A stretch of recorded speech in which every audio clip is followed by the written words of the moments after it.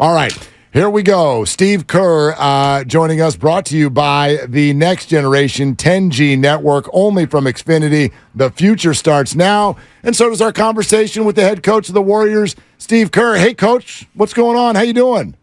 I'm great. How are you guys doing? We're fantastic. I bet you're a little better today. That flight was a little better after last night. I've referred to it a couple of times tonight as the win you were waiting for, and the reason for that was, just for me now, it felt connected. It's a word you've used recently from some of the young guys and the old guys. Jonathan Kuminga having a great night. How would you respond to that? The idea that maybe Kuminga is getting to a spot where the veterans on the team trust him. What do you think about that?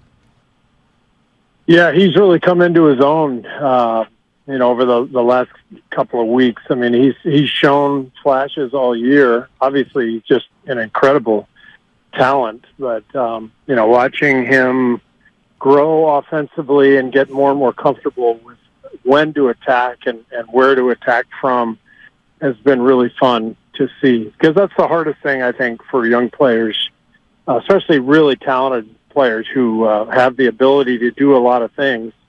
There's sort of a lot of options, but when you're in the NBA and everything's moving quickly, and there's great athletes out there and 9 other players, moving around, it takes time to figure out when to dribble, pass, and shoot. And it sounds simple, but it's really not. And I think that's the biggest thing with JK right now is he's starting to figure out when to make his move and when to move the ball on. Is it more difficult for a young player like Jonathan Kuminga to learn this offense, than it is maybe to go out there and just play that dogged defense like he did on Luka last night? For sure. I mean, I think on-ball defense is, pretty straightforward. You're just, you're just hawking your guy. You're just trying to stay on him, and he's done a good job of that all year. That's been kind of his ticket to playing time. But the offensive side is where he's made dramatic strides, and he's shooting the three well. But it's more, like I said, it's more the decision making, attacking the rim, being a little more patient. It's been fun to watch. Steve, we got the update that GP2 is going to practice on Saturday. What is your hope or expectation for when he might be in game action, and maybe more importantly, when he does start playing? How do you envision his role this year as opposed to what it was last year? Well, he'll be in a similar role. I mean, he is who he is.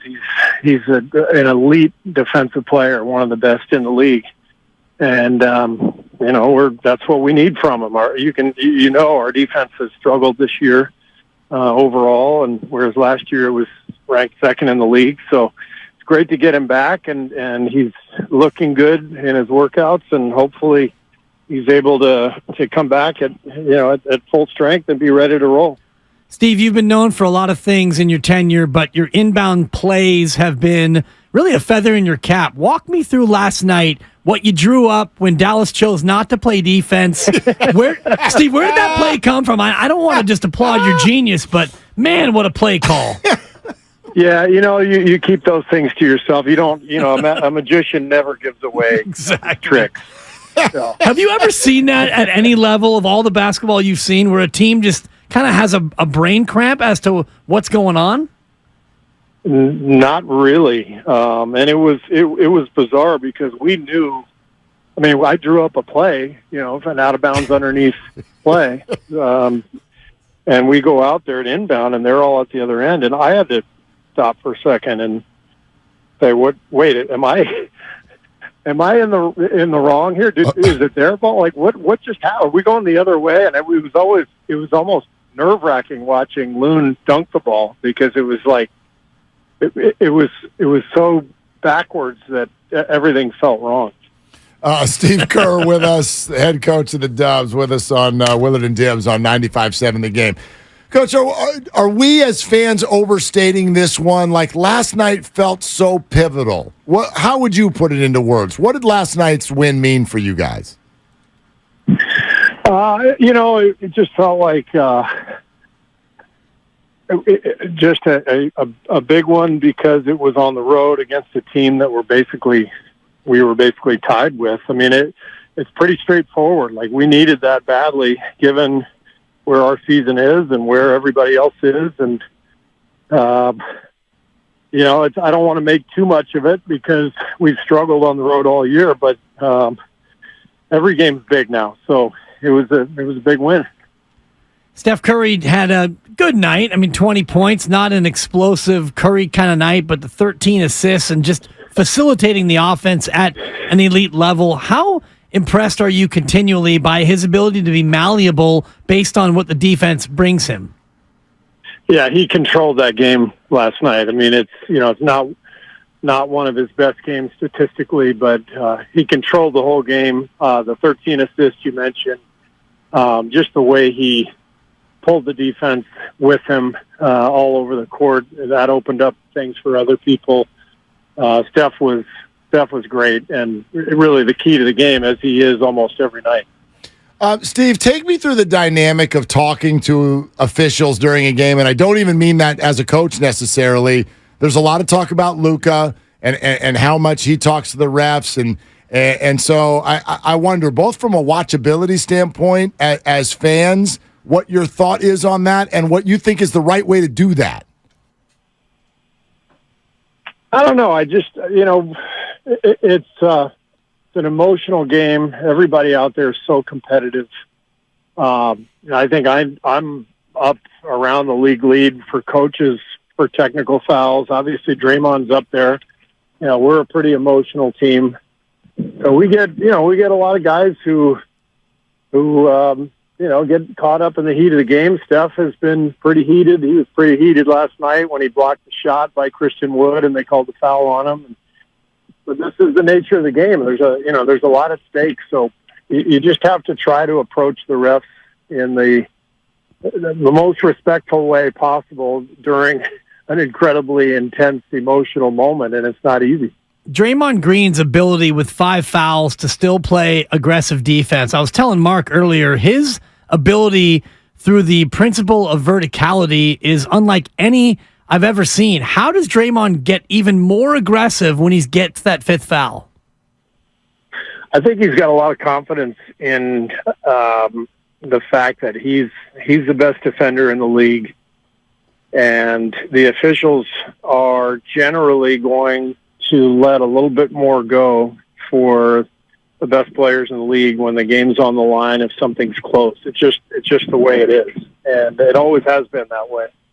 And I think it should be. If guys are making good plays out there, then they should be given the benefit of the doubt. I thought Draymond's defense down the stretch, that block of Luka when we were up 3 and Luka tried the layup, that's a great play. And you look at the replay, that's not a foul. And I think Draymond just has confidence, so much confidence in his defensive ability that he knows that he can do his thing, and just whatever happens, but he's got to be aggressive. Steve, you had mentioned last week you kind of had your shoulders up as far as why do you guys look like this on the road? Now that you're coming home, let me ask it the other way. Why are you guys so good at home? What is it that happens?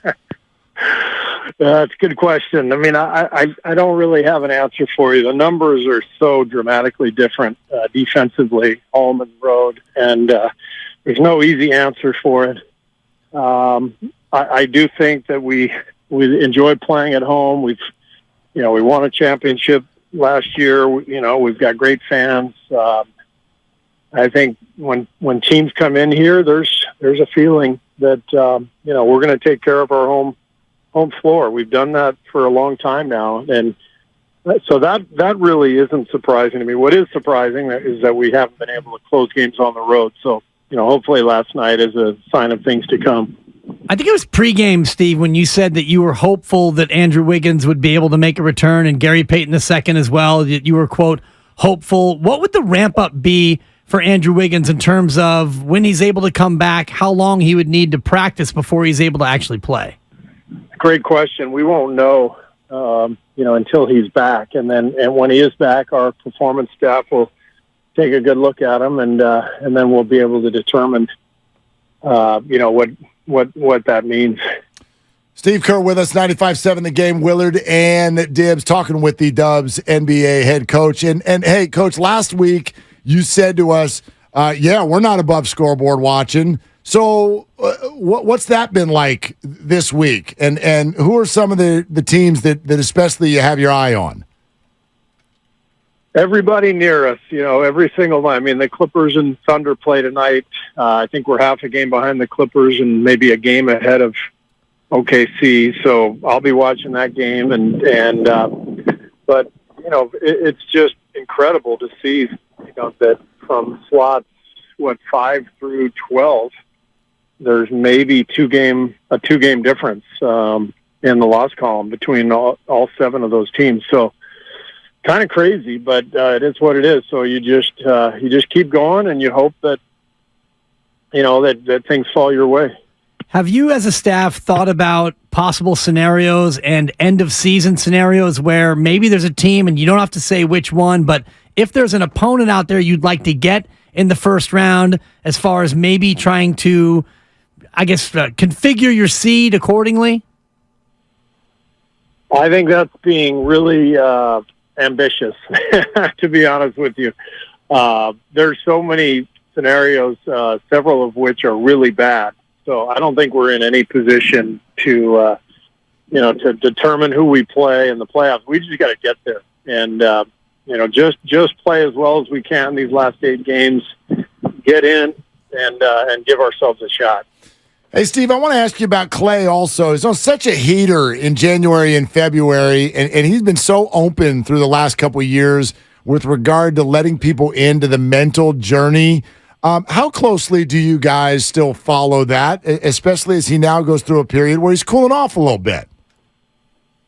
Yeah, I mean, that's a big part of coaching, is just trying to keep, an eye on all your players and what they're going through at different times of the year. And Klay's been great over the last couple of months of really getting past that early season struggle where he was just thinking way too much and pressing.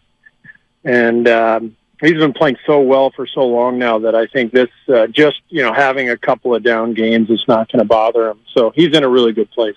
We talk a lot about Dante, and we say a DiVincenzo with a certain sort of accent, and we talk about restaurant quality of the DiVincenzo. What's it like to have the two-way restaurant quality of Dante on the floor? I love Dante. I mean, what he's done for us this year, with so many injuries, he's like a starting pitcher in Major League Baseball who starts every game all year and gives you 6 innings, over and over again. Like he's so dependable. He plays 3 different spots for us. He's guarding the toughest guys on the floor night after night. And what's great about him is that he's good with any combination of players that are out there, and that's not always the case. Some players you have to sort of pigeonhole into certain lineups, and you have to keep them out of other lineups. Dante, you can play with anybody, and he brings the energy and the juice every single night, and he's just been fantastic to coach. Steve, I'm glad you brought up baseball because I wanted to ask you this, a little bit of a fun one on the way out the door. About an hour ago, we were playing around with an Instagram post that Gabe Kapler threw up last night. He's in Arizona, and he made like French bread and a fried egg, and he's like doing a whole video on Instagram. And we started talking about what the head coaches around the Bay Area, what would they post on Instagram, and you're not on social media at all. Like, why not? I was for years. I was on Twitter for a long time, and about 2 years ago, I decided to get off.